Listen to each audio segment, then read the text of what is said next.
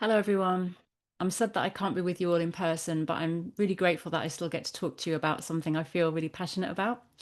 And I'd like to start with a story.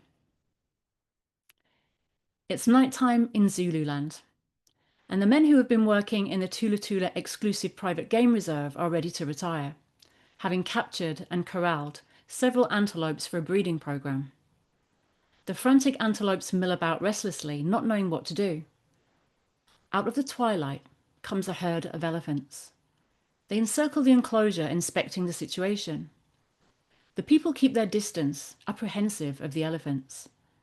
The matriarch of the herd steps forward and uses her trunk to unlatch the bolts and open the gate. The antelopes escape into the developing darkness. The elephants disappear back into the night. This is a true story, as recounted from Patrice Jones's essay, Stomping with Elephants.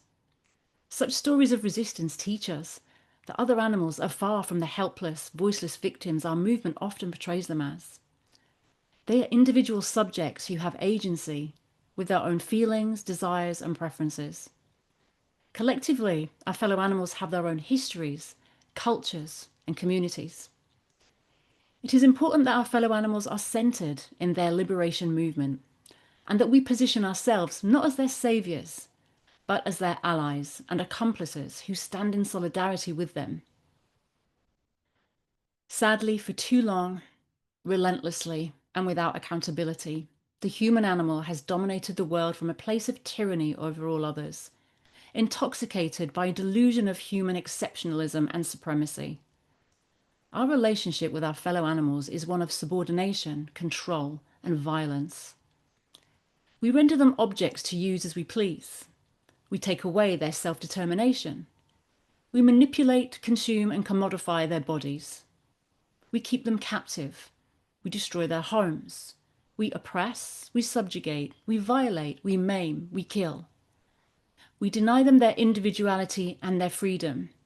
We mock, we ridicule, we cutify, and infantilize them.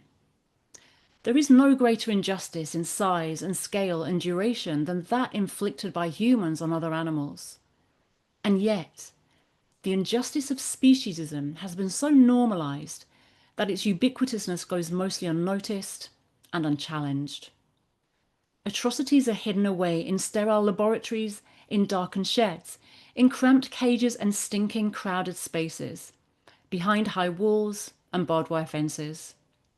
Some are oppressed in plain sight, such as those bred or captured as so-called pets, those being forced to work for or entertain humans, those we call vermin because we refuse to share spaces, those whose homes and lives we destroy as we spread and sprawl our human-centered world to every part of this beautiful planet. And so it is for us as allies to bring attention to and challenge the injustice, to dismantle speciesism. How do we do this? Importantly, we need to do this through our activism. Where we can, we assist their physical liberation. We provide sanctuary for the refugees. We support those giving sanctuary. The world tries to invisibilize and silence our fellow animals. We must not let this happen. So we protest, we outreach, we educate, we create art and theatre. We write poetry, plays, music and books. And we hold events like this one. We bring other animals' stories out from the shadows and into the light. We must elevate and amplify their voices so that they can no longer be so easily ignored. Let's centre our fellow animals in our advocacy and always keep them at the heart of everything we do. We must also show solidarity in our relationships with our fellow animals, in our direct interactions with them, and in the choices we make that may indirectly affect their lives. To do this, I believe it's important that we continually practice three important values in our relationships with them: curiosity, humility, and empathy. Let me expand. We need to be curious, to wonder about their experiences, to learn more about them, and to be open to learning from them, and where we can, take their lead on how we can improve our relationships with them. We need to bring a huge dose of humility, to temper our own human hubris, to question our own opinions, to avoid complacency, and to acknowledge we don't always get it right. We have always been, and still continue to be, saturated by human supremacy and speciesism. So we have a lot of socialized conditioning to dismantle in ourselves. It's important to remind ourselves that even though we are doing our best, we might not know what's best. We must recognize and acknowledge our human privilege and relinquish it wherever we can. We need to practice empathy, to try to imagine things from our fellow animals' point of view, to take their perspectives. It's impossible for us to completely remove our anthropocentric filters that shape our views of the world and those we share it with. We are inescapably human. But we must strive to be continually aware of our standpoint and how this colours everything we do.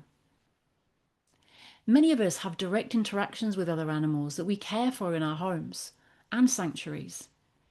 It's important to remember that they are refugees and that we respect their personal space and their self-determination as individuals.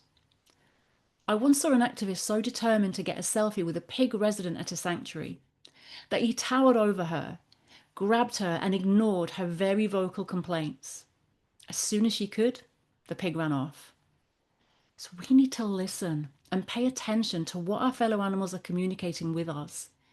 We may be drawn to them, but it's hard for us to know what their experiences have been, the trauma we may trigger, and how they feel about us. Whether in our homes, in sanctuaries, or in the wider community, fellow animals require opportunities to make choices, to order their own lives, and to flourish in their own way. We need to create spaces and foster environments where they can thrive. And we must respect and protect the homes of free living animals. We can't do things perfectly, and we often have to make difficult decisions for others. But if we bring our curiosity, humility, and empathy to each situation, I believe this will help us to do our best a little better. We can also show solidarity with our fellow animals in how we speak about them. Language is how humans communicate, and the words we use reflect and reinforce our beliefs and attitudes and shape the world around us. Our words can be a form of resistance to injustice and oppression. They are a political tool that can disrupt the norms of the oppressive language that's used to hide and normalize violence and violations. Most of us have the opportunity every day to modify our language, to be mindful of the words we choose when speaking about other animals, whether in our activism or in our everyday conversations. Our use of language is something that we can and should keep reassessing and evolving to align with our solidarity in the liberation of our fellow animals. We want respect and justice. Let's say this. We want to end the breeding, use, and murder of other animals. Let's be clear about this. We want relationships that acknowledge the inherent rights of fellow animals to freedom, self-determination, and spaces to flourish. Let's be loud and proud about this, instead of sending confusing messages about cruelty and abuse. As the late great animal rights philosopher Tom Reagan said, being kind to animals is not enough. Not being cruel is not enough. Through both our actions and our words, we can challenge the norms of cultural speciesism by showing and speaking a different way of relating to other animals. We can create a new narrative and non-hierarchical, respectful relationships. We can champion other animals, showing not only their struggles and suffering, but also portraying them as individuals who have their own preferences, needs, and desires. They are people with unique personalities who build complex relationships, who create and value friendships. We need to show that they have moral and emotional lives. They love, they grieve, they play, they create art, they feel joy and sorrow. They practice cooperation and mutual aid within and across species. We have so much to learn from them. They build communities and cultures that shift and change and evolve because of the unique individuals in them. So let's no longer misrepresent them as merely helpless, voiceless victims. I'd like to read a quote from an amazing book about fellow animal resistance by an activist who tragically died a couple of months ago. These are the words of the brilliant Sarat Colling.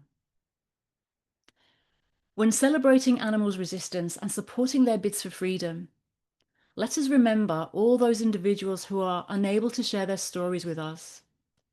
There are currently billions of animals held captive on this planet who are unable to escape. And there will be countless others until we end the war against our fellow beings. We are often taught to turn away from other animals and their struggles, but on the contrary, it is time to turn towards them. Every one of them is an individual. Each one has a story to share. Sarat's passing leaves a huge void in the world and in our movement. She will be sorely missed. Let us bring their stories of resistance into the light. From Bonnie, a mother cow who hid her calf after giving birth to stop him being taken away as so many of her babies had before. To Jean-Claude and Jean-Pierre, two male ducks who went to great lengths multiple times to reunite after they were separated at Vine Sanctuary for fighting, when actually they were a couple and that wasn't fighting. Santino the chimpanzee, who collected rocks to throw at visitors to the so-called zoo that imprisoned him. To the individuals who jump walls, creep under fences, disentangle themselves from nets and hooks, who cry out, who scream, who barge, bite, push and run. Our fellow animals use their voices to protest and their bodies to resist. They defy, refuse, and ignore commands. They find ways to liberate themselves and others.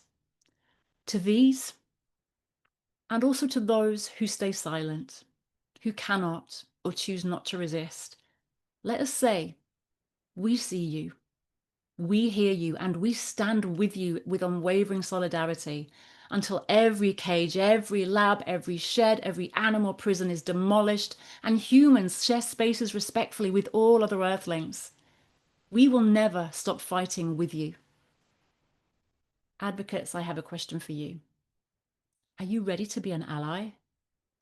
Are you ready to fight for animal liberation? Thanks for listening.